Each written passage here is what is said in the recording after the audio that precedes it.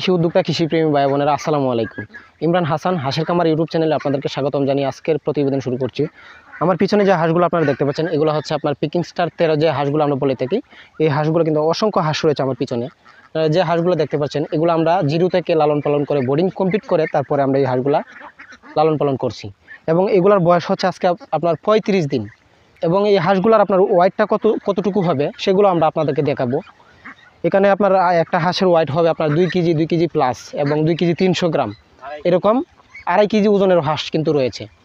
আপনারা যদি কেউ এরকম বয়সের হাঁস ক্রয় করতে চান অবশ্যই আপনারা আমাদের কাছ থেকে নিতে পারবেন। এবং এই হাঁসগুলো আপনারা যদি নতুন কোনো উদ্যোক্তা যদি আপনারা এরকম বাচ্চা দিয়ে শুরু করতে চান, যে পিকিং স্টার 13 যে বাচ্চাগুলো আছে এগুলো দিয়ে যদি কোনো খামারি শুরু করতে চান তাহলে অবশ্যই একজন অভিজ্ঞ খামারির সাথে আপনারা পরামর্শ করে তারপরে হাঁসের খামারটা করবেন।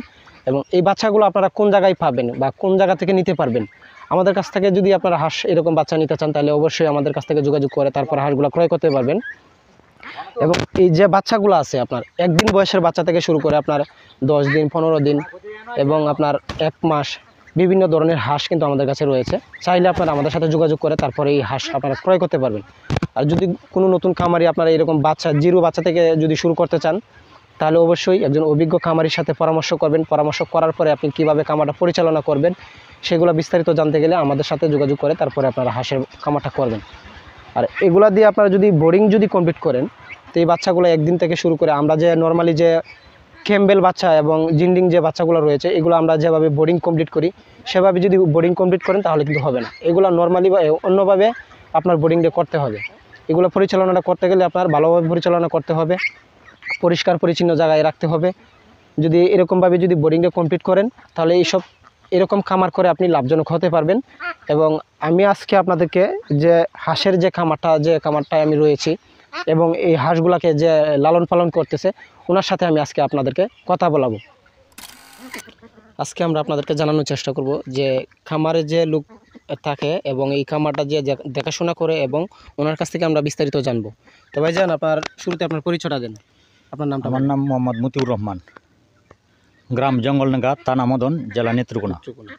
আচ্ছা, আপনি যে বাচ্চাগুলো যে এনেছেন এগুলো কতদিন বয়স থেকে আপনি শুরু করছেন? একদিনের বয়স থেকে। একদিনের বাচ্চা দিয়ে শুরু করছেন? জি। আচ্ছা, এগুলো আপনার এখন আজকে যে বয়সটা আছে আপনার কতদিন বয়স এগুলো? 35 দিন বয়স। 35 দিন বয়স। 35 দিন।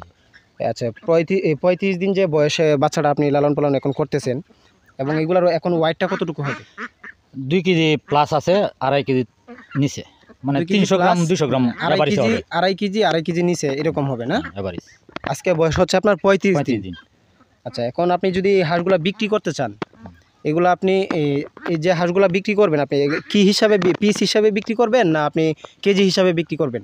কেজি হিসাবে বিক্রি করবো, আর পিস হিসাবে আসলে পিস হিসাবে বিক্রি করবেন। তাহলে এরকম হাঁস যদি বাংলাদেশে যে কোনো প্রান্ত থেকে আপনি কেউ যদি নিতে চায় তাহলে এগুলো আপনি দিতে পারবেন? হ্যাঁ, দিতে পারবো। নাম্বার আছে, স্ক্রিনে দেওয়া আছে নাম্বার। হ্যাঁ, স্ক্রিনে নাম্বার দিলেই কল করলেই বাচ্চা পাওয়া যাবে। আচ্ছা, ঠিক আছে।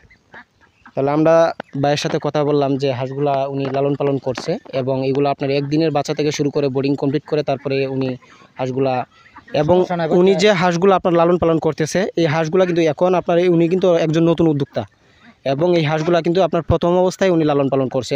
500 হাঁস দিয়ে কিন্তু শুরু করছিল, এখন ওনার খামারে হাঁস রয়েছে আপনার 450 থেকে 60 পিস হাঁস রয়েছে এবং ওনার আরেকটা শেড রয়েছে, ওইটার বয়স হচ্ছে আপনার 15 দিন। তাহলে আমরা চেষ্টা করব আপনাদেরকে ওই পর্বটাও দেখানোর জন্য। আজ এই পর্যন্ত, দেখা হবে অন্য কোনো পরবর্তী ভিডিওতে। ভালো থাকবেন, সুস্থ থাকবেন, আল্লাহ হাফেজ।